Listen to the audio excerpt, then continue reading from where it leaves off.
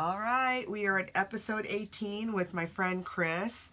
And Kris, I'm excited because this is our first Neil Diamond Misheard. Yay! Right? I love Neil Diamond. We love it. And the song we're doing is Forever in Blue Jeans. Yes. Can you share with the listeners what your Misheard song is, and I can share with them what the correct lyrics are? Sure. So when I was a kid, I thought he was saying nothing around but the sound of my heart in your thighs, which as a kid I thought was a euphemism for sex, because I was sort of trying to figure out the whole sex thing and this. And so when I heard anything in your thighs, I thought it was sex. It has to be. And then the correct lyric is actually nothing around but the sound of my heart and your sighs. Right. So it's pretty close. Right. But then what happened was I thought it was size with a Z. So then it was... So nothing around, but... So I heard the word size, but I wasn't thinking... I was thinking like size. And so then I still thought it was about sex. Oh my God. It was basically... It took me a really long time. And then there's that other song, Don't Go Breaking My Heart, by Elton John and Kiki D. That's, I got my heart in your size. Or whatever that is. But I also thought was, I got my heart in your thighs. So I thought it was the same thing. So you're like, see, there's two songs that have it. That's what it has to be. It's totally that. So that's sort of how that all came about. And anything with Elton John and Kiki D is something sexual. I mean. Yeah. Oh, yeah. Of course. Oh, my God. Yeah, so we'll go into a little bit more about the song, a little bit more about Neil Diamond I didn't know about. So some really good tidbits. But before we start, how did you and I meet? I always like to ask my guests that. Oh, yeah. So we met at a party, at a solstice party, actually. So basically around this time last year. And it was karaoke party. And so I think people know that Mel loves karaoke. I love karaoke as well. And in fact, I love karaoke so much. My best friend died in 2016. And so I... sort of to honor her death and think about her and grieve and things, I quit my job and I sang, I drove around the country and I sang karaoke in the lower 48 states. That is still amazing, because the first thing I think of is, I'm sad for your friend passing. A very good, part of your world was her. Yeah, definitely. And then finding the strength not only to move on past not having her in your life, but to do what you love, but also to afford it. The logistics is just mind-blowing to me. Yeah. I thought about it I slept on a lot of friends' couches, and that was another great part of it, too. I got to reconnect with high school friends and college friends and just people from all parts of my life. Some of the time I was on the road by myself, but... Yeah, so sang in the 48 and then picked up Alaska and Hawaii a little bit later. So yeah, sang karaoke in all 50 states, and then of course wrote a book about it. What's the name of the book? The book is One Nation Under Song, My Karaoke Journey Through Grief, Joy, and America. And I can probably share, of all my guests, definitely your full name. So it's Kris Gowan. Gowan. If you want to purchase it, because I think it's on Amazon, and you can just Google it. But I use it as my karaoke Bible. So anywhere I'm traveling for work or for any of Fubar's crazy Spartan races, I can just flip to any of the different states and find, a place to sing. Yeah. Or sometimes I just text Kris saying, where would I go? And that helps too. Yeah. Yeah. So, this is a perfect segue to, let's talk about Forever in Blue Jeans. So, I'm trying to remember, how old were you when you first heard this song? Gosh. You remember? I'm guessing I was like maybe 10. Probably younger than 10. I'm trying to think of. 1979. Okay, 1979. So it would have been, I would have been 11. Yeah. You're right there. Right in that middle school sweet spot of thinking everything is about sex. Yeah, and then when you first heard it, you obviously thought there was some sexual component because of the thighs. Yeah. But what else did you think of this song? What did you think it was about? I'm trying to think of, I think I just took it really pretty literally. Like, I just want to be casual and I don't want to be fancy and stuff, but I'm sort of missing the bigger point about love isn't really about the frills and the fanciness. It's sort of just about loving a person as they are in their everyday life. Absolutely. Which I now love the song for that reason. But for me back then, I just think it was more just about, I like jeans. And you're supposed to just I'm going to love you in the outfits that I like. Well, what you've just said, all the descriptions, all in a second when I share with you kind of the impetus of it, the meaning of it, and what Neil Diamond has said about it, and what others. It's all those answers. Okay. Okay, so you got it right. So, it was a song by Neil Diamond, as we all know. It was co-written with a guitarist by the name of Richard Bennett. Oh. Have to give him his dues, whoever he is. It was released as a single under the Columbia record label in February of 1979. So that's why you remember around that time. Yeah. And was taken from the previous year's Neil Diamond album, You Don't Bring Me Flowers. Oh. Which is that beautiful. Have you ever done that duet in karaoke? It's such a beautiful. I need to find someone to sing that with. Yes, it's a beautiful duet. It is. And Neil Diamond said about the song, it's quote unquote, the simple things are really the important things. That's all it is. Yeah. Whether it be love or life, everything. So what you said earlier makes sense. Yeah. And the funny thing, also what you said earlier, is when you go into Wikipedia and you look up the song, it talks about what the Cotton Incorporated, the Cotton Corporate Company that makes, cotton and does all the, it says that Neil Diamond might have been right when he named his 1979 #1 hit, Reverend Blue Jeans, because at the time, and it's probably more now, 81% of women are planning their next jeans purchase to be some shade of blue. So it was also a very smart commercial. Merchandising, he didn't probably even think about that. I was going to say, did they even think about that stuff really back then? Not at all. And because of it, the song has been used to promote blue jeans since then. Most notably, Will Ferrell of Saturday Night Live used it impersonating Neil Diamond in the Gap ad for Saturday Night Live. It also, Neil Diamond also did advertisements, radio adverts for a company called HIS brand jeans in the 60s. So more than a decade before he sang this song. So there was some kind of universe that was trying to get this to happen. Right.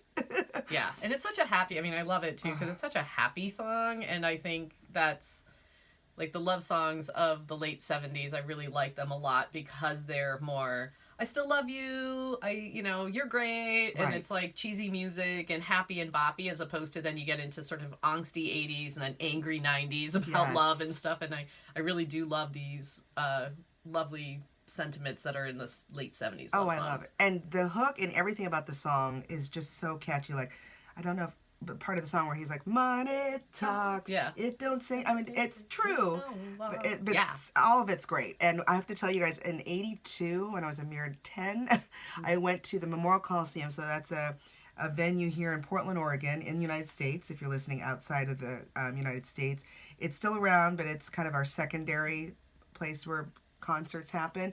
But at the time, that was the main place where we went for concerts. Went to see him, was dragged by my mom and her best friend. I was like, oh God, really, Neil Diamond? After 10 minutes in that concert, I was amazed. He's a great performer. Yeah. He talks about his songs, why he wrote it, and I was like the biggest fan after that night. Oh, that's great. I have never seen Neil Diamond. That said, my very good friends for just my last birthday surprised me by taking me to a Neil Diamond impersonator show. All right. That was like took place in a repurposed church. So he drove, like, I was like, where are we going? And it was like in this really weird suburb, and they kept driving, and I'm like, I have no idea what we're doing, what we're listening to, what's happening. And so they drove all the way out to and it was Tony Starlight. Yes. In a very small town called Albany, Oregon. Albany, Oregon. Not to be confused with Albany, New York, with the capital. But so it was. And was he good? Yeah, he was great. And he did a similar thing where he talked about some of the history of the songs and things like that. So it was a hoot. I loved it. It was a great birthday surprise. Well, Neil Diamond, so he's still with us. Yes. I double checked. Yes, oh yeah, definitely. He was born on January 24th, 1941. Mm-hmm. I know he's struggling with some health issues right now, so I'm always concerned when I hear about him. He also, I guess, was born with the name of Neil Leslie Diamond. I thought he had a different name. I thought Neil Diamond was his stage name, but that's his actual name. He didn't really have to change anything when he and so he's an American singer, songwriter, musician, actor. I saw him in a wonderful movie in the early 80s, The Jazz Singer. Oh, yeah. Have you seen that movie? Yeah. That's an amazing movie. Yeah, that's some good, Yeah, there's got to be some kind of biography from his life, because the movie was essentially him as a singer, wanting to be a pop singer, coming from his Jewish faith, and the cantor in that faith was like, oh, no, that's just, below you, and he ends up doing it, becomes a famous singer. Right. And leaves his family, and the wife is played by a very young daughter of Lucille Ball. Lucy Arnaz plays his wife. Oh, in the movie. I didn't realize his that. love interest, and is pregnant with his son. Didn't even realize it until the end. I literally made me cry every time I watch it, where he comes back and realizes, oh crap, I had a son with you. Did not even know it. Yeah. So it's great music from there as well, because I think Love on the Rocks. Love on the Rocks is yes. In America. America, and is Hello? Maybe Hello is in that one. Hello is that one. Oh my God, so many good songs. Yeah. And then so obviously lots of accolades. He was inducted into the Songwriters Hall of Fame in 1984. He was also multiple Grammys, Kennedy Center Awards, Grammy Lifetime Achievement Award.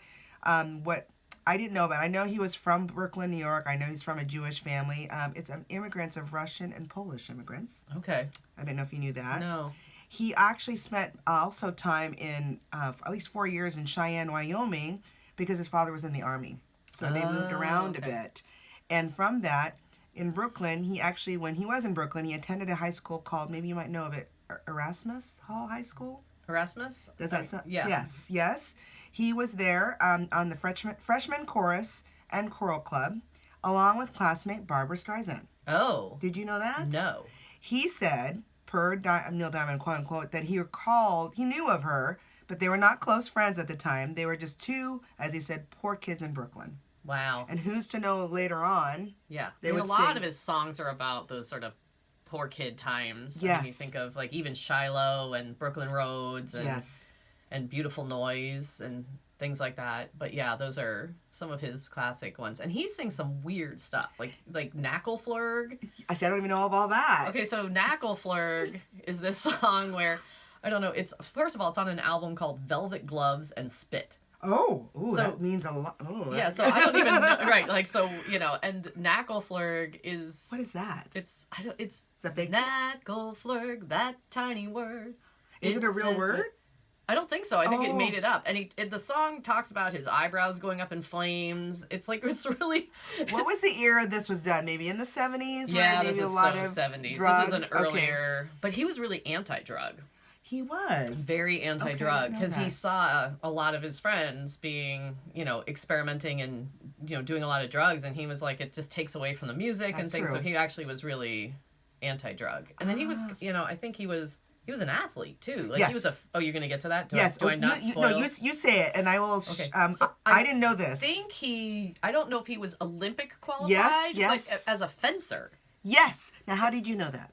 Because, I'm so glad you brought that, because I had this as a high, like, did you know if you didn't bring it up? So I went to Stanford undergrad, and I helped run the intramural department. Oh my God. And the adult person who ran, was their sort of coach supervisor, was the fencing coach at Stanford. And so she was the one who told us that Neil Diamond was, a famous fencer. And I was like, oh my gosh, I love him even more now. This is amazing. Which is, okay, so you're right. So in the Wikipedia and on the website, it does say after his family moved around, he attended Abraham Lincoln High School and was a member of the fencing team. Yeah. Also on the team was his best friend, future Olympic fencer Herb Cohen. Okay. So then from there, he did so well that you're right. He was the member of the 1960 NCAA Men's Championship fencing team. Yeah. Often boarding class, So he was not only a great songwriter, poetry, but he was also really athletic in fencing. Yeah. And I'm going to tell you, so not all of you know, but back when I got my divorce in 2001, I was 29, 30, and I'm like, you know what? I'm going to do something different. So I took fencing classes in Salem, Oregon. That's why you had that fencing outfit. I have a fencing outfit. And I was the oldest person there at 29, 30. Everyone was like 12-year-old boys. But I learned quickly in that class how hard it's literally chess. You're playing chess. You're trying to figure out what the next move is. And you're sweating like a pig because you're wearing this cotton, get up with the mask, and literally the bouts or the fights, where they call them bouts, are not even a minute long because it's so tiring. Yeah. So you're physically drained and mentally, because you're trying to figure out where they're going to move before you're going to move. Well, I was a hockey goaltender. Oh yeah, you would know. So it's the same idea. It's like you're like in those spurts of whatever. Again, lots of equipment, pouring down sweat, that kind of stuff, and then having to be mentally on as well as physically on. Yes, it's similar, but I'm sure obviously it's really different in the skill sets and stuff. But conceptually, it sounds pretty similar. It's really the same. And knowing that he was that good, where he made it to the NCAA, it's like he was Oh, on yeah. point, on point. But that's why I had that fencing costume Yeah. for a fun thing we did last year, because it was one of those things where I did it for a year and a half. I actually competed, did well, and then stopped. Yeah. But it's one of those. One of these days I'm gonna go back to it, and that's been since 2001. I've not gotten back to it, but I still have the equipment, even though my husband keeps saying, "Get rid of it." I'm like, no, I'm gonna keep it. And we used it last year. See? In Mel helped with a rendition of a karaoke dramatic reenactment of yes. Bonnie Tyler's Total Eclipse of the Heart video, and there's a fencer is in there, and so they needed a fencing outfit, and of course Mel's like, oh yeah, I have one of those, and you're like, who has a fencing outfit? Well, I have one. Yeah. So on top of being a fencer, so thank you, Kris, because that was one of my little tidbits I found out. Yeah. I also found out how he kind of fell into becoming the great songwriter and singer he is today. So growing up, moving around, like most young boys, he wanted to date girls. Yeah. And so he found he had a knack for writing poetry. And then from the poetry, it started to attract some of the gals to him. And then other boys were like, hey, this Neil Diamond guy, he has a way with words. And so they would come to him asking poetry as well. Oh, sort of like Cyrano de Bergerac. Yeah, you got like it. That's exactly it. Thing. Yeah, and so he started doing that for other boys, and then would start writing songs, and that's when it started to happen. And so then during the summer, it says that he graduated, and then he worked in the Catskills, working as a waiter in the resort areas there, a la Dirty Dancing. I could just see it. Oh, yeah. You know what I mean?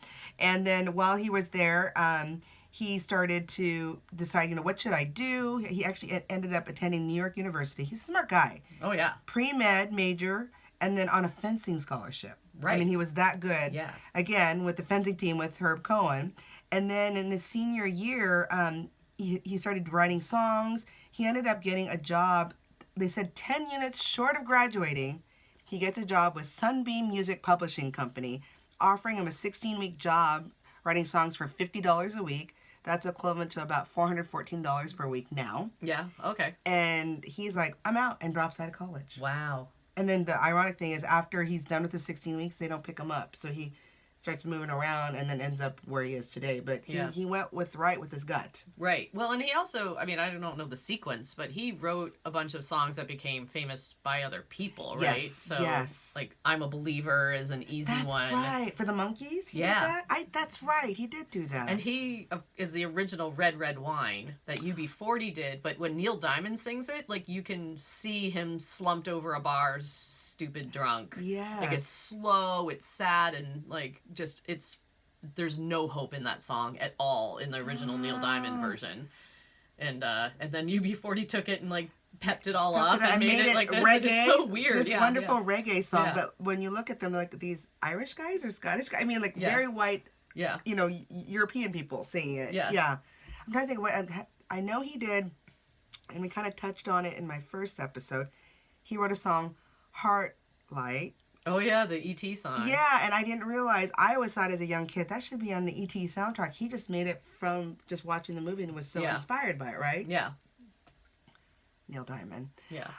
What other songs, have you ever sang a Neil Diamond song in karaoke? I have tried Forever in Blue Jeans. Neil Diamond's a little low for me. Yes, so yes. I think that's the only time I've oh, well, it's actually kind of, it's funny and sad and things. So we would sing in Voice Box, which is this private room karaoke stuff. So Molly, my friend who I lost, and some other friends of ours would sing America. Oh, that's a good song. Right, so we would sing that, and the whole part where it's like, today, and so we would just do that, and then the next day we would just text each other, today, and so just do things like that. And then when friends of ours got married, and she was too sick to attend the wedding, a bunch of us sang and filmed us all singing and dancing to America and sent it to her. So that was one of the things that we did. Oh my God. And that's, so, yeah. And that song, when you said that today, it reminded me when it took me back as a 10-year-old watching him perform it. It was the first song he sang.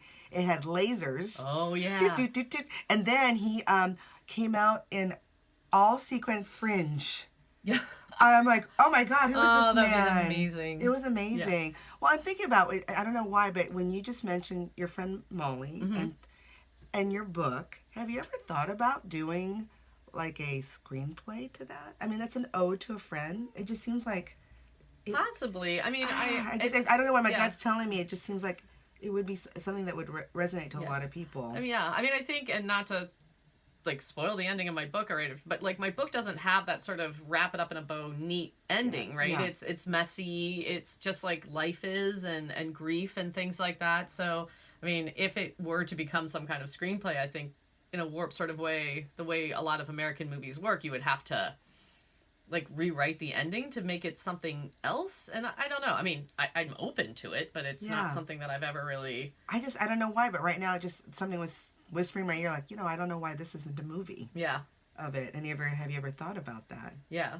I don't know what I'm doing with like movies and screenplays and things like that. And even the book, like it wasn't something I set out to do. A lot of people ask me that. And I'm like, no, I kept a blog. So I, while I was on the road just to record my thoughts, and friends wanted to know where I was and that kind of thing. And so I kept that. And then when I got back, I just wasn't done, I wasn't finished expressing myself and emoting and doing like what I needed to do with that project. So I turned it into a book, and that's how that worked out. I did not know that. I mean, I just the story of it. First of all, the true story of you and a friend that's that close. We all have that friend we've grown up with and love as a sister. Yeah. And then losing them, and then going through this. This is my kind of way of kind of healing. Yeah. I mean, just something to think about. I just think it'd be a great story to tell on the screen. And I mean, for me, it's anything that brings you joy, no matter how silly it is. And karaoke is, something that I enjoy very much. It was like one of the few things I could hold on to that still gave me happiness. But at the same time, it was really healthy, I think, because I had a lot of alone time in the car. Yeah. So I could think and process and emote and let myself do what I need to. But I still had structure, because every day I needed to drive to a different spot. So I did, it took me I sang in 48 states, and it took me 99 days to do it. So I had this schedule and this structure. So it wasn't like, what am I doing? I had a goal, I had structure for the day, but I had alone time, and I got to like see the whole country, and I took side roads mostly. I didn't take interstates. If I could avoid interstates, I would. So I took a lot of secondary roads and state highways, and so I got to see America, and it was today. Exactly. I was thinking the same thing. I'm like, oh no. Well, I mean, it's full circle. It's a great soundtrack. Well, and what those of you, so I'm gonna also add in the show notes the link to her book, so you guys can find it and all that stuff, because you definitely need to know about it. But I think a lot of it, what you'll find if you do read the book, is there's some scary moments.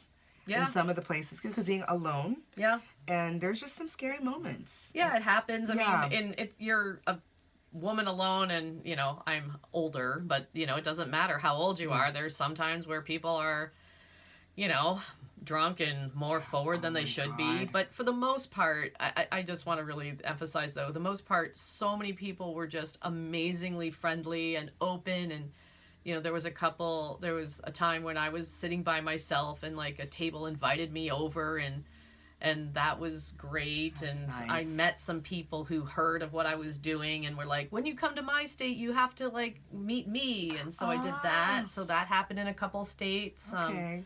I think one of the more powerful times was in Michigan. I went to Detroit. Okay. And I went to...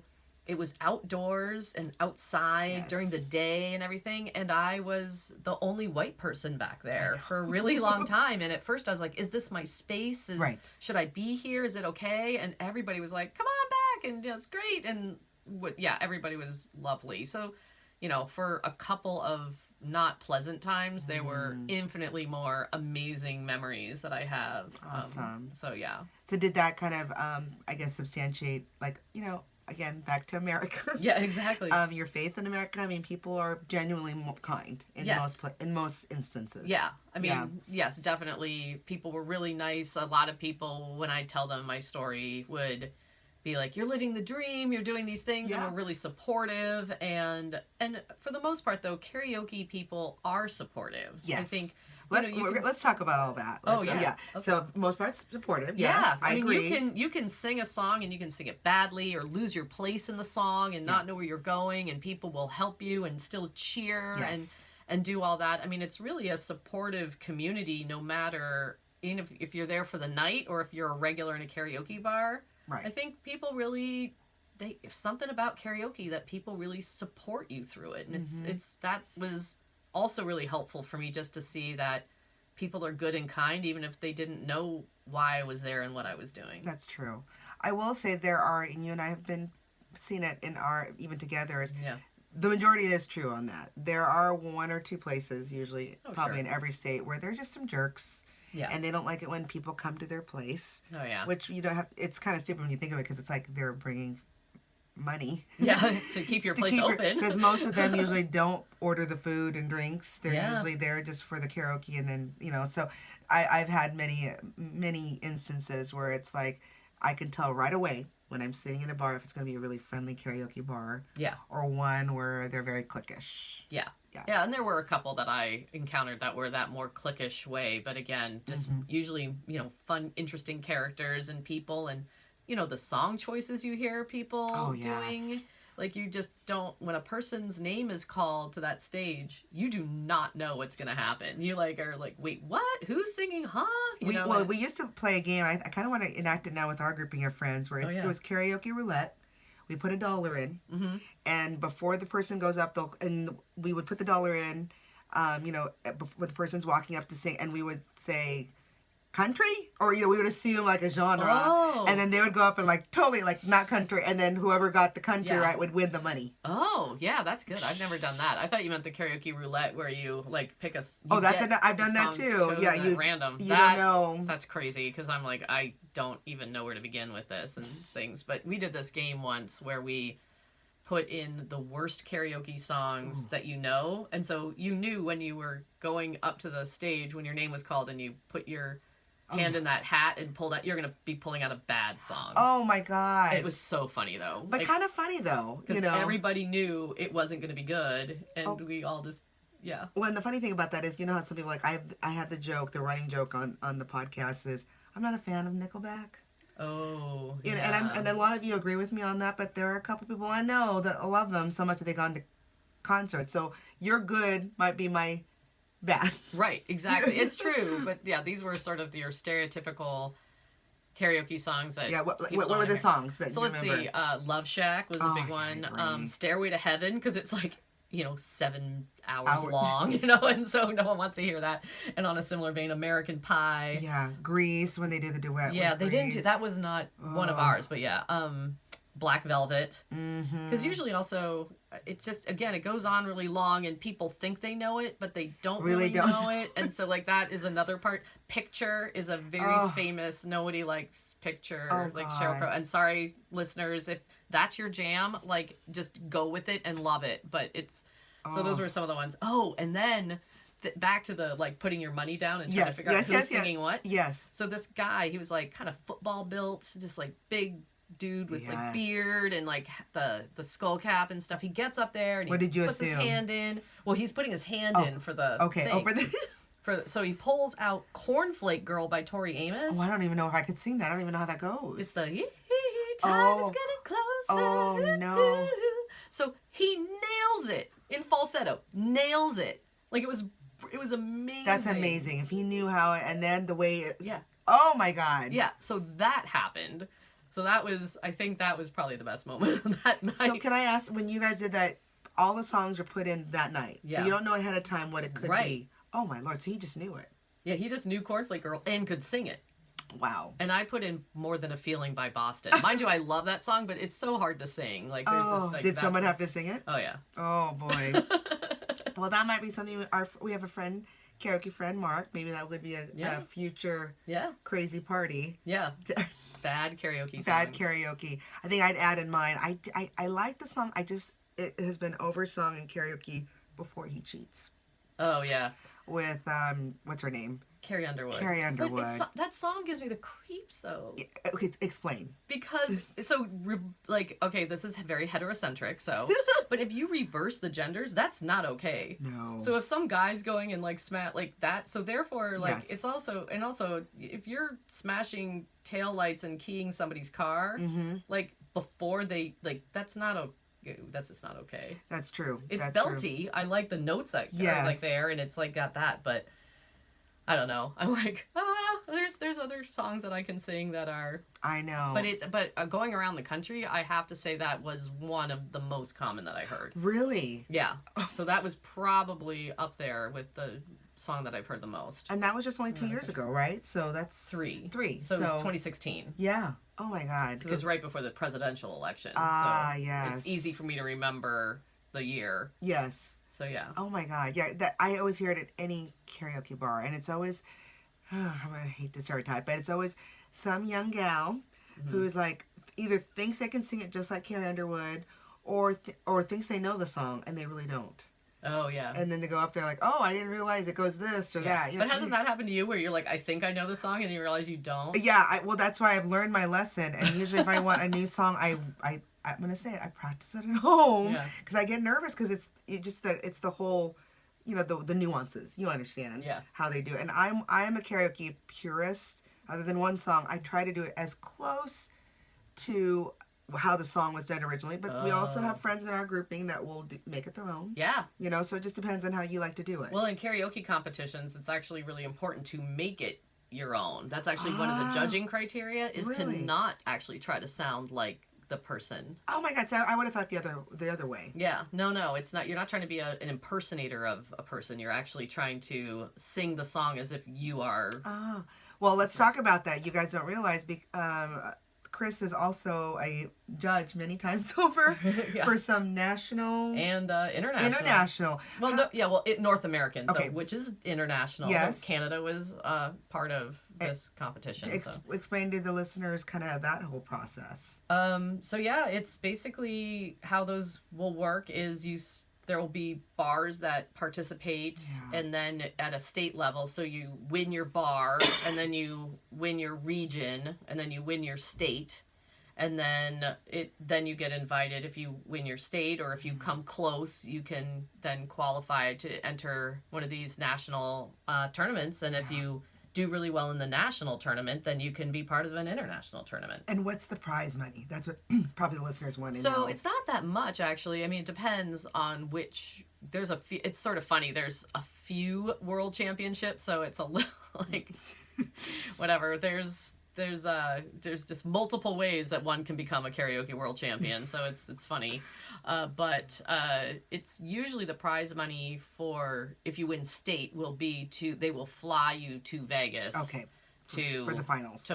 And put you up for the finals. Okay. And then if you win that, again, if you get the first place, but the person who won worlds at the World Karaoke Tournament, that I was just at. I did not judge. I ended up participating and not doing very well, but that's okay. I did it. Yep. And they won actually a recording package, so they were going to have some original songs written for them and a music video. Oh wow! And